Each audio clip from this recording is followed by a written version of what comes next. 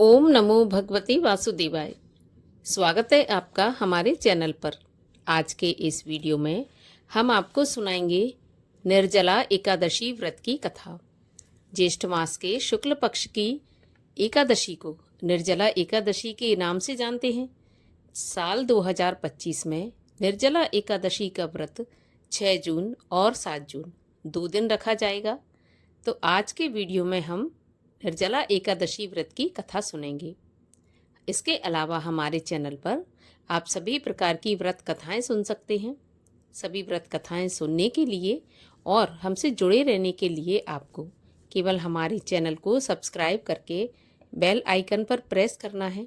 और आज की कथा अच्छी लगे तो लाइक करके शेयर करिए, साथ ही कमेंट में भी अपने विचार अवश्य लिखिए। तो चलिए अब हम शुरू करते हैं निर्जला एकादशी व्रत की कथा। युधिष्ठिर ने कहा, हे जनार्दन, ज्येष्ठ मास के शुक्ल पक्ष में जो एकादशी पड़ती है, कृपया उसका वर्णन कीजिए। भगवान श्री कृष्ण बोले, राजन, इसका वर्णन परम धर्मात्मा सत्यवती नंदन व्यास जी करेंगे, क्योंकि ये संपूर्ण शास्त्रों के तत्वज्ञ और वेद वेदांगों के पारंगत विद्वान हैं। तब वेदव्यास जी कहने लगे, दोनों ही पक्षों की एकादशियों के दिन भोजन नहीं करना चाहिए। द्वादशी के दिन स्नान आदि से पवित्र होकर फूलों से भगवान केशव की पूजा करें। फिर नित्य कर्म समाप्त होने के पश्चात पहले ब्राह्मणों को भोजन देकर अंत में स्वयं भोजन करें। राजन, जनन शौच और मरण शौच में भी एकादशी को भोजन नहीं करना चाहिए।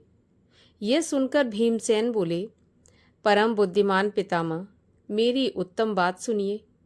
राजा युधिष्ठिर, माता कुंती, द्रौपदी, अर्जुन, नकुल और सहदेव ये सभी एकादशी को कभी भोजन नहीं करते तथा मुझसे भी हमेशा मना किया करते हैं और कहते हैं कि भीमसेन, तुम भी एकादशी को व्रत किया करो, कुछ भी मत खाया करो।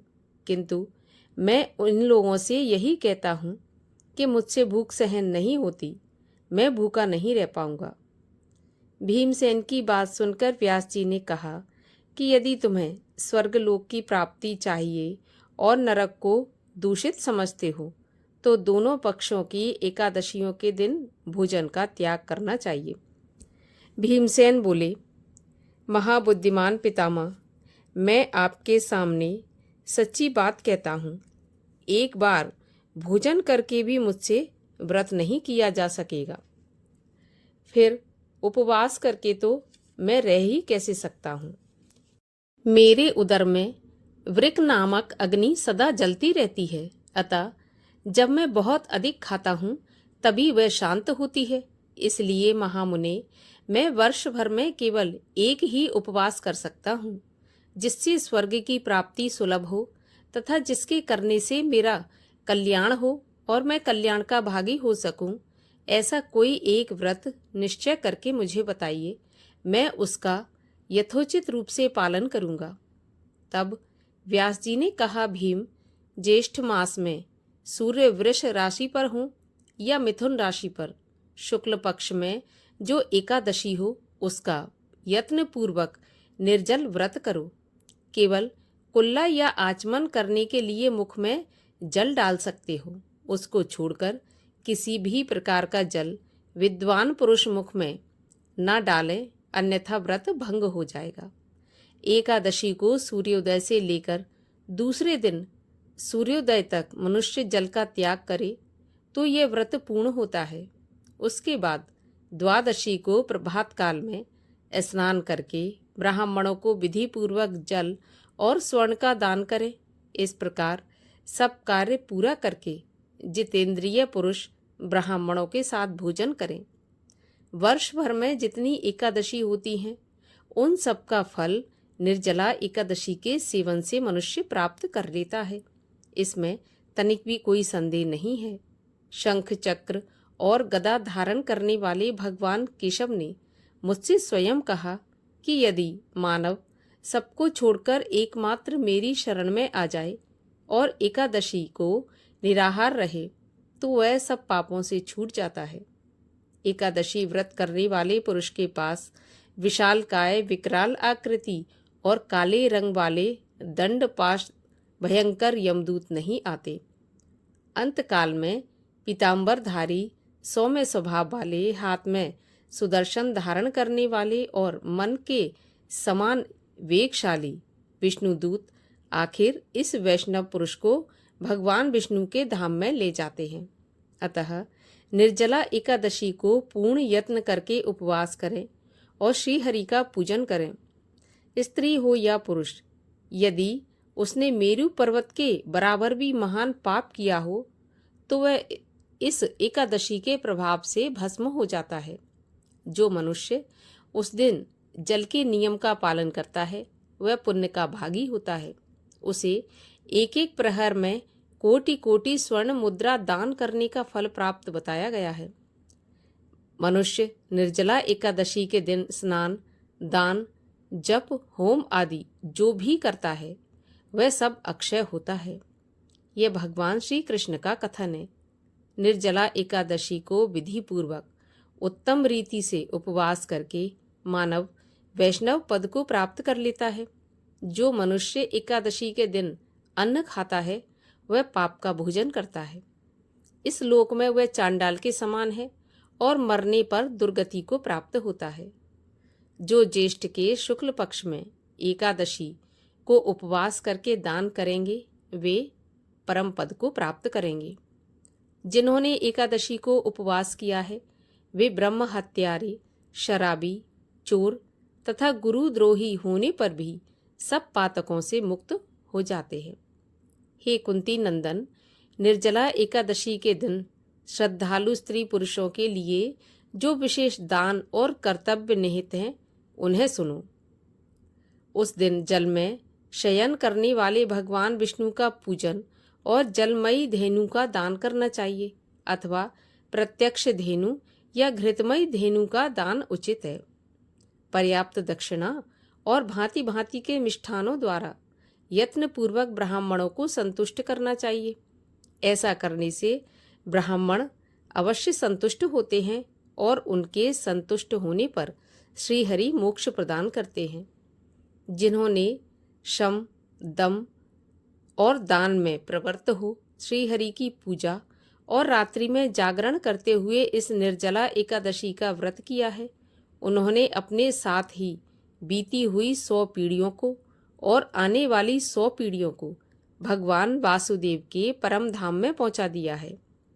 निर्जला एकादशी के दिन अन्न, वस्त्र, गौ, जल, शैया, सुंदर आसन, कमंडल तथा छाता दान करनी चाहिए।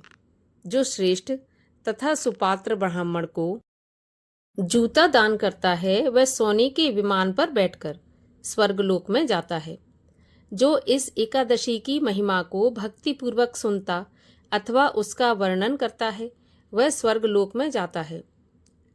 चतुर्दशी युक्त अमावस्या को सूर्य ग्रहण के समय श्राद्ध करके मनुष्य जिस फल को प्राप्त करता है वही फल इसके सुनने मात्र से प्राप्त होता है। पहले दंत धावन करके यह नियम लेना चाहिए कि मैं भगवान केशव की प्रसन्नता के लिए एकादशी को निराहार रहकर आचमन के सिवा दूसरे जल का भी त्याग करूंगा। द्वादशी को देव देवेश्वर भगवान विष्णु का पूजन करना चाहिए। गंध, धूप, पुष्प और सुंदर वस्त्र से विधि पूर्वक पूजन करके जल के घड़े का दान का संकल्प करना चाहिए और मन ही मन भगवान से इस प्रकार प्रार्थना करनी चाहिए कि प्रभु, संसार सागर से तारने वाले हे देव देव ऋषिकेश, इस जल के घड़े का दान करने से आप मुझे परम गति की प्राप्ति कराइए। हे भीमसेन, ज्येष्ठ मास में शुक्ल पक्ष की जो शुभ एकादशी होती है उसका निर्जल व्रत करना चाहिए। उस दिन श्रेष्ठ ब्राह्मण को शक्कर के साथ जल के घड़े का दान करना चाहिए। ऐसा करने से मनुष्य भगवान विष्णु के समीप पहुंचकर आनंद का अनुभव करता है। इसके बाद द्वादशी को ब्राह्मण भोजन कराने के बाद स्वयं भोजन करें। जो इस प्रकार पूर्ण रूप से पाप नाशनी एकादशी का व्रत करता है वह सभी पापों से मुक्त होकर आनंदमय पद को प्राप्त करता है। यह सुनकर भीमसेन ने भी इस शुभ एकादशी का व्रत आरंभ कर दिया। तब से इस लोक में इसे पांडव द्वादशी के नाम से जाना जाने लगा। और आइए अब करते हैं एकादशी माता की आरती। ओम जय एकादशी माता मैया जय एकादशी माता, विष्णु पूजा व्रत को धारण कर शक्ति मुक्ति पाता। ओम जय एकादशी माता, तेरे नाम गिनाऊं देवी, भक्ति प्रदान करनी, गण गौरव की देनी माता, शास्त्रों में वरनी। ओम जय एकादशी माता, मार्गशीर्ष के कृष्ण पक्ष की उत्पन्ना विश्व तारिणी जनमी, शुक्ल पक्ष में हुई मोक्षदा, मुक्तिदाता बन आई। ओम जय एकादशी माता, पौष के कृष्ण पक्ष की सफला नामक है, शुक्ल पक्ष में हुए पुत्रदा, आनंद अधिक रहे। ओम जय एकादशी माता, नाम षट तिला माघ मास में कृष्ण पक्ष आवे, शुक्ल पक्ष में जया कहावे, विजय सदा पावे। ओम जय एकादशी माता, विजया फागुन कृष्ण पक्ष में शुक्ला आमल की, पाप मोचिनी कृष्ण पक्ष में चैत्र महाबली की। ओम जय एकादशी माता, चैत्र शुक्ल में नाम कामदा, धन देने वाली नाम वरुथनी, कृष्ण पक्ष में वैशाख माह वाली। ओम जय एकादशी माता, शुक्ल पक्ष में होए मोहिनी, अपराज्येष्ठ कृष्ण पक्षी, नाम निर्जला सब सुख करनी, शुक्ल पक्ष रखी। ओम जय एकादशी माता, योगिनी नाम आषाढ़ में जानू, कृष्ण पक्ष करनी, देवशयनी नाम कहायो, शुक्ल पक्ष धरनी। ओम जय एकादशी माता, कामिका श्रावण मास में आवे, कृष्ण पक्ष कहिए, श्रावण शुक्ला होए पुत्रदा, आनंद से रहिए। ओम जय एकादशी माता, अजा भाद्रपद कृष्ण पक्ष की परवर्तनी शुक्ला, इंद्रा आश्विन कृष्ण पक्ष में व्रत से भव सागर निकला।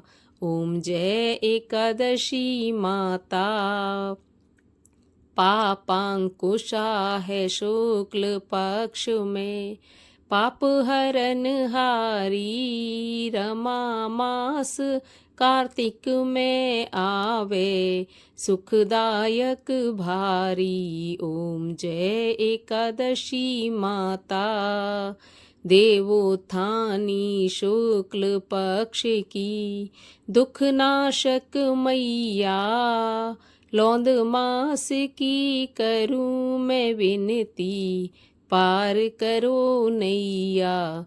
ओम जय एकादशी माता, शुक्ल लौंद में होए पद्मिनी, दुख दारिद्र हरिणी, परमा कृष्ण पक्ष में, होती जन मंगल करनी।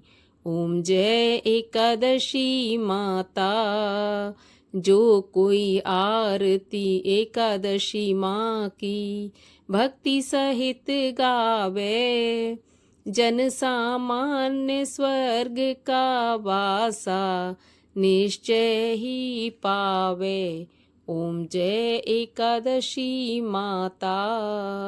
बोलिए एकादशी मैया की जय, 11 माता की जय, भगवान श्री नारायण की जय, लक्ष्मी मैया की जय।